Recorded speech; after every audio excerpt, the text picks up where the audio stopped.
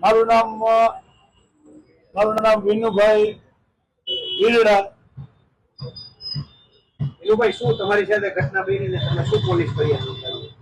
મારી સાથે સાહેબ એવી ઘટના બની છે કે મારા દીકરાને વિજય મકવાણા અને ભાવેશ મકવાણા બે ચકેડામાં ફેરવી અને એમ કે છે કે તમારે 10 કરોડ રૂપિયા આપવાના। હવે સાહેબ મારી પોઝિશન એવી નથી હું એ લોકોને 10 કરોડ આપી શકું। મારે મકાનમાં જે રહું છું એ મારે 50-60 લાખનું મકાન છે, એ સિવાય આપણી પાસે મિલકત કઈ નથી, તો મારે પૈસા દેવા દીધી। બીજા નંબરમાં મારી પાસે ઉઘરાણીએ ઘરે આવી અને એમ કહે કે તમારો છોકરો અને મારો દીકરો અત્યારે 8 દિવસથી ઘરેથી વયો ગયો છે એના ત્રાસથી, બરાબર છે। અને એ લોકો ઘરે આવી અને ઉઘરાણી કરે કે ભાઈ એ તમારો છોકરો આવે કે ન આવે, તમારે પૈસા આપવા પડે। હવે મારી પોઝિશન એવી નથી તો મારે કેવી રીતે પૈસા આપવા એ સાહેબ તમે મને કહો। બીજા નંબરમાં મારા મોટા દીકરાના ફોનમાં ભાવેશ મકવાણાનો ફોન આવતો અને એમ કહેતો તારો ભાઈ વયો જાય તો ભલે જે કરે મારે પૈસા જોશે। એટલે મારા દીકરાને એવું કીધું કે મને આ બાબતમાં ફોન ન કરતા કે મેં તમારી પાસેથી પૈસા લીધા નથી, મારા ભાઈ લીધા છે, આ તમે ગોતી આવો અને એને મારી નાખો તો મને મંજૂર છે, બરાબર છે। તો પરમ દિવસે કાલાવડ મારો મોટો દીકરો રહ્યો ને એ કાલાવડ રેવન્યુ તલાટીમાં નોકરી કરે છે અને કાલાવડ થી 6 વાગે નોકરી પૂરી કરીને આવતો હતો, વડ વાજડી પાસે હોંડા આડું નાખી અને બે ફાર્મ માર્યો, હાથ ને પગ બે ભાંગી નાખ્યા, અત્યારે હોસ્પિટલ એડમિટ છે।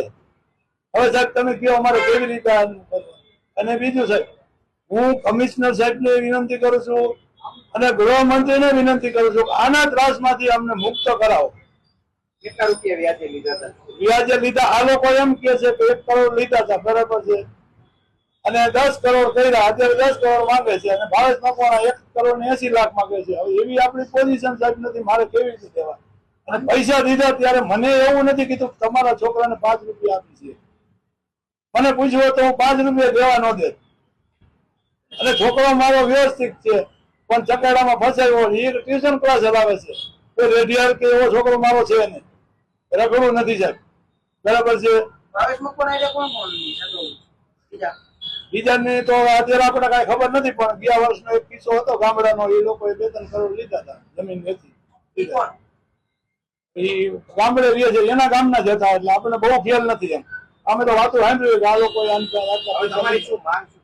મારી માંગ સાહેબ એક જ છે કે આના ત્રાસમાંથી અમને મુક્ત કરાવો, બીજું કઈ નહીં। મારા દીકરાનો કઈ હતો પતો નથી અને એક હજી હોસ્પિટલમાં 4 ઊંધે માથે પડ્યો, હાથ ને પગ બે ભાંગી નાખ્યા છે, શું કરવાનું?